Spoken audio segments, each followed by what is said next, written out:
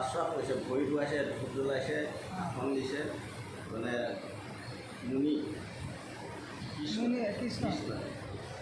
ভৰি ধুৱাইছে মানে আশ্বাস কৰিছে আৰু ভগৱানৰ আমাৰ যেনেকৈ বুজি পোৱা নাই, মই বুজি পাইছোঁ বাৰু ক'ত আশ্বাস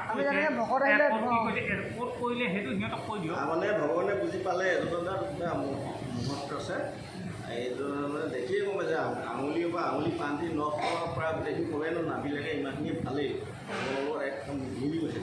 এতিয়া ভগৱানে যেতিয়া বুজি পালে যে এজন মহাভকত, এই ভকত এই পাছতহে বুজি আছিলে, এইবিলাকে ক'লে যে আমি নোৱাৰিম ক'ব এই শব্দ অৰ্থবিলাক মানে যেনেকৈ অৰ্থ আমি মই নোৱাৰোঁ তেওঁ পায় তেনেকুৱা, কিন্তু মই আকৌ ইয়াতে বহি আছোঁ, আসনত বহি আছোঁ, কিন্তু মই নোৱাৰোঁ তেওঁ পায়।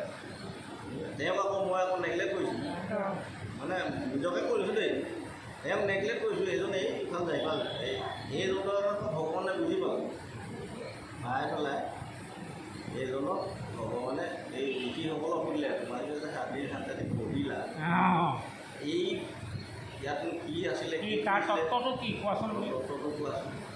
তেতিয়া কোনো এজন ঋষিয়ে ক'বলৈ সমৰ্থ নহ'ল। 28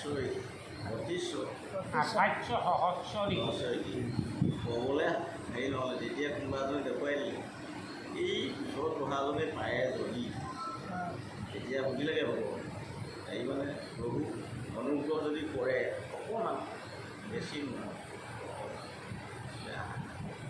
এই তেতিয়া মানে তেওঁ আশ্বাস কৰিছে, ভৰি ধুৱাইছে, ফুল লগাইছে, আসন দিছে, এয়া মানে তেওঁক আশ্বাস কৰি কথা তাতেতো কোৱা নাই, তাত মানে কি কৈছে যে 28 সহস্ৰ ঋষি যেতিয়া পঢ়িলে যে বা তোমালোকে যে পঢ়িলা, তোমালোকে যে ৰ'ব মই কৈ গৈছোঁ তোৰ কথাটো, তোমালোকে যে পঢ়িলা এই বস্তুটোৰ অৰ্থটো তোমালোকে কি বুজি পালা, তেতিয়া কোনেও বুজি নাপালে।